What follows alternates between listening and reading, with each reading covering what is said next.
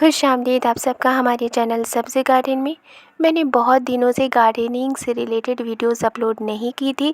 इसका रीज़न यही था कि बरसात का महीना था और इतनी ज़्यादा बारिश हो रही थी कि इस बारिश के मौसम में किसी के घर टूट गए थे, किसी के घर गिर गए थे, किसी किसी की छत जो है उसमें से पानी टपकने लगे थे, पूरा दीवार भीग गया था। मेरा खुद का घर है, उसमें जो दीवारें हैं वो सारे के सारे भीग गए थे, हर एक दीवार भीगा हुआ था।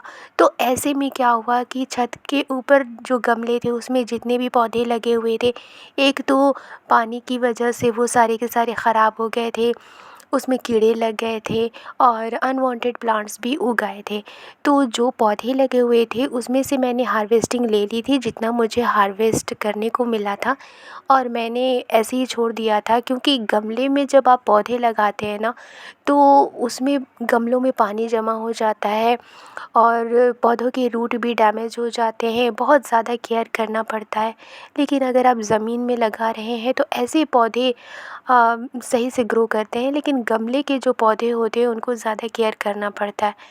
तो चूँकि बारिश बहुत ज़्यादा हो रही थी, इसलिए मैंने दूसरे बीज को भी नहीं लगाया था और जितने भी पौधे थे वो सारे के सारे पौधे हार्वेस्टिंग के बाद मैंने हटा दिए। लेकिन जो गमले बचे हुए थे उसमें इतने ज़्यादा घास उग आए, दूसरे अनवांटेड प्लांट्स उग आए कि मेरे छत के ऊपर जितने भी गमले रखे हुए थे वो गमले नज़र कम आ रहे थे, लेकिन जो घास थे वो बहुत ज़्यादा नज़र आ रहे थे और बड़े बड़े घास हो गए थे। जैसे कि आप देख रहे हैं यहाँ पर कि एक गमले में इतनी ज़्यादा घनी घास हो गई है, तो इनको हटाना पड़ेगा। क्योंकि अब जाड़ी का मौसम आ रहा है और जाड़ी के मौसम में बहुत सारी ऐसी सब्जियां होती हैं जिन्हें हम गमलों में लगा सकते हैं, जैसे कि पालक है, मेथी है, बैगन है, टमाटर है, मटर है, और भी बहुत ज़्यादा ऐसे बीज होते हैं, पौधे होते हैं जिनको हम इस मौसम में लगा सकते हैं। तो जाड़े के मौसम के पौधों के लिए मैंने यहाँ पर अब तैयारी करना शुरू कर दिया है। अपने गमलों को मैं अब रेडी कर रही हूँ ताकि मैं जाड़े के मौसम के जो पौधे हैं, जो सब्जियाँ हैं, उन्हें लगा सकूँ। तो इसके लिए मैं यहाँ पर जितने भी गमले थे उसमें से जितने भी अनवांटेड प्लांट्स थे उनको मैं हटा रही हूँ। तो एक एक करके सारे के सारे पौधों को हटाना थोड़ा मुश्किल होता है, क्योंकि कुछ पौधे ऐसे थे, कुछ घास ऐसी थी जिसकी जड़ें पूरे गमले में फैली हुई थी और उन्हें उखाड़ पाना थोड़ा मुश्किल हो रहा था। तो इस वजह से थोड़ा मुश्किल से ही मैंने सारे के सारे पौधों को इसमें से निकाला है। अब एक एक करके मैं सभी गमले से सारे पौधे को हटाऊंगी। अब सबसे बड़ा प्रॉब्लम ये होता है कि हम पौधे तो हटा देते हैं, जो घास वगैरह होते हैं उनको हटा देते हैं, लेकिन उनको हम फेंकेंगे कहाँ? क्योंकि हमारा जो एरिया है वहाँ पर दूर दूर तक ऐसा कोई एरिया ही नहीं है जहाँ पर कचरे को ले जाकर फेंका जा सके। तो जो कचरे लेने वाले आते हैं वो कभी कभी आते हैं, रोज़ नहीं आते।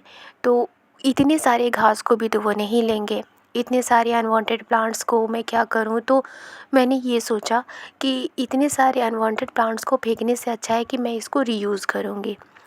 तो पहले मैंने सोचा था कि इतने सारे प्लांट्स का मैं कैसे उसको यूज़ करूँगी, कैसे फेंकूँगी। लेकिन मैंने बाद में सोचा कि क्यों ना मैं इसी का इस्तेमाल करते हुए खाद बनाऊँ। तो जितने भी पौधे मैंने यहाँ से निकाले हैं, तो उनको सबसे पहले मैं छोटे छोटे टुकड़ों में कट कर लूँगी। या फिर अगर ऐसे प्लांट्स हैं जो इजीली मुड़ सकते हैं, जो जिनके जो ब्रांचेस हैं अगर वो सॉफ्ट हैं, तो उनको मैं डायरेक्टली पॉट में इस्तेमाल करूँगी। सबसे पहले मैं पॉट को खाली करूँगी, पॉट को खाली करने के बाद उसमें फिर मैं इस तरह के घास वगैरह जो हैं उनको मैं दे दूँगी और उसके ऊपर हल्की सी मिट्टी की लेयर देकर फिर नए बीजों को लगा दूँगी।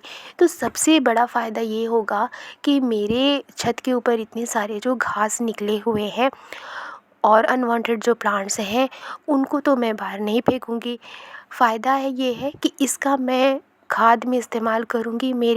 जो मैं नए पौधे लगाऊँगी उसको खाद भी मिल जाएगा, न्यूट्रिएंट्स भी मिल जाएगा और मेरे गमले जो हैं वो भरे भी रहेंगे। तो ये हमारे लिए एक फ़ायदा होता है। तो मैं अब सारे के सारे पौधों को इकट्ठा पहले जमा कर लूँगी और देखूँगी कि कितना ज़्यादा घास निकला है। तो चलिए मैं इसे साफ़ कर लेती हूँ। मैंने लगभग सभी पॉट से घास को हटा दिया है और भी कुछ पॉट बाकी हैं जिसमें से घास मुझे हटाना है। तो इतने ज़्यादा घास निकले हैं कि इन सभी घासों को इकट्ठा करूँगी तो मेरे कई पॉट भर जाएंगे। तो जो एक्स्ट्रा पॉट है उसमें से भी मैं घास को हटा लेती हूँ। तो यहाँ पर मैंने हटाते हटाते देखा कि ये जो रेड कलर के इंसेक्ट हैं ये पौधे में लगे हुए थे। मैं नहीं जानती कि ये कौन सा इंसेक्ट है, रेड कलर का है। अगर आपको पता है कि ये कौन सा इंसेक्ट है तो कमेंट बॉक्स में ज़रूर बताइएगा। तो इतने सारे जो इंसेक्ट हैं इसमें भी लगे हुए थे, तो जिसमें लगे हुए थे मैंने उन पौधों को भी हटा दिया था क्योंकि बैंगन के पौधे भी किसी किसी पॉट में लगे हुए थे, तो उन सब को भी मैंने हटा दिया है। और अभी चूँकि मैंने सारे घास को और पौधे को हटाया है तो मे बी कि ये जो इंसेक्ट है वो भी हटे। तो आप कमेंट बॉक्स में ज़रूर बताइएगा कि ये कौन सा इंसेक्ट है। तो यहाँ पर मैंने काफ़ी पॉट को खाली कर दिया है। अब मैं इन सभी घास को इकट्ठा करूँगी और कुछ कुछ पॉट में जो गेंदे के पौधे हैं वो खुद ब खुद उगाए थे, तो बहुत बड़े बड़े गेंदे के पौधे भी हो गए थे तो उनको भी मैंने हटा दिया है। ये दूसरे दिन की वीडियो है और ये जो आप देख रहे हैं जो मैंने घास को पॉट से निकाला था तो वो काफ़ी अब सूख चुका है। और अब मैं इन सभी घास को इकट्ठा करूँगी और भी कुछ पॉट में घास है उनको भी मैं निकाल देती हूँ। तो अब सबसे पहले मैं इन सभी घासों को पॉट में डालूँगी क्योंकि बहुत सारे ऐसे पॉट हैं जो थोड़े से खाली भी हैं। तो यहाँ पर आप देख सकते हैं कि ये एक पॉट है जो कि पूरा घास से भरा हुआ था, तो इसको भी मैंने इसमें से भी मैंने घास वगैरह को हटा दिया है और अब इसकी मिट्टी मैं बाहर निकालूंगी क्योंकि ये जो पॉट है ना वो काफ़ी टूटा फूटा सा है। और इसको मैंने जुगाड़ से ही इसमें मैंने मिट्टी भरी थी और इसमें सबसे पहले किचन वेस्ट दिया था और दूसरे सूखे पौधे देकर मैंने इसके ऊपर से मिट्टी देकर पौधे लगाए थे। तो चूँकि अब मैं इसमें दोबारा से पौधे लगाऊंगी इसलिए मैंने इस पॉट को खाली कर दिया है। और आप देख सकते हैं कि मिट्टी इतनी ज़्यादा इसमें बैठ गई है क्योंकि इस मिट्टी के साथ साथ पौधे की जड़ भी काफ़ी है। तो वो पौधे की जो जड़ है वो पूरी तरह से गमले में चिपक गई है क्योंकि ये थर्माकोल का बॉक्स है, इस वजह से जो पौधे का जड़ है वो पूरे के पूरे पॉट में मिट्टी के साथ इस पॉट में चिपक गया था। तो सारे के सारे मिट्टी को मैंने इसमें से निकाल दिया है और थोड़े से मिट्टी को मैंने इस बॉक्स में रहने दिया है। और जो भी घास मैंने पॉट से निकाला था जिसको मैं अब खाद बनाऊंगी तो उन सभी घास को मैं इस तरह से इस बॉक्स में भर रही हूँ। जितना इस पॉट में घास मैं भर सकती हूँ मैं भर दूँगी। आप देख सकते हैं कि इस पॉट में मैंने ऊपर तक घास को भर दिया है। घास को भरने से पहला फ़ायदा ये हुआ कि मुझे बाहर इन घासों को फेंकना नहीं पड़ा। दूसरा ये हुआ कि इन घासों की मदद से ही मैं खाद बना सकती हूँ। और तीसरा है कि पौधे को मैं कम मिट्टी में भी लगा सकती हूँ और जो गमला है वो कम मिट्टी में ही भर जाएगा। तो ये जो पॉट है वो काफ़ी टूटा फूटा सा था, तो किनारे से मैंने इसकी थोड़ी सी मरम्मत करके इसमें घास देकर थोड़ी सी मिट्टी मैंने सिर्फ दिया है इसके ऊपर। और अब मैं इसमें बीज लगाऊंगी। एक्स्ट्रा घास को मैंने दूसरे पॉट में भी इस्तेमाल किया है और आप यहाँ देख सकते हैं कि यहाँ पर मैंने जो घास इकट्ठा किया था उस सभी का मैंने इस्तेमाल कर लिया है और सभी को मैंने पॉट में फिल भी कर दिया है।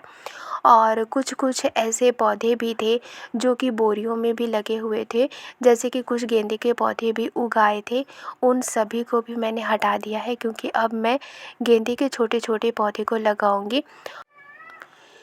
इस तरह से मैंने कुछ पौधे को रहने दिया है। आप देख सकते हैं कि ये एक बैगन का पौधा है और इसको मैंने कटिंग कर दी है ताकि इसमें से नए ब्रांचेस निकले। और छोटे छोटे गेंदे के पौधे भी जो थे उनको भी मैंने पॉट में लगा दिया है। आई होप ये वीडियो आपको पसंद आई है तो लाइक एंड सब्सक्राइब करना मत भूलिएगा और मेरे चैनल को सब्सक्राइब करना मत भूलिएगा क्योंकि आपका सपोर्ट करना ही मुझे मोटिवेट करता है। मिलती हूँ नेक्स्ट वीडियो में एक नए गार्डनिंग के साथ। Thank you.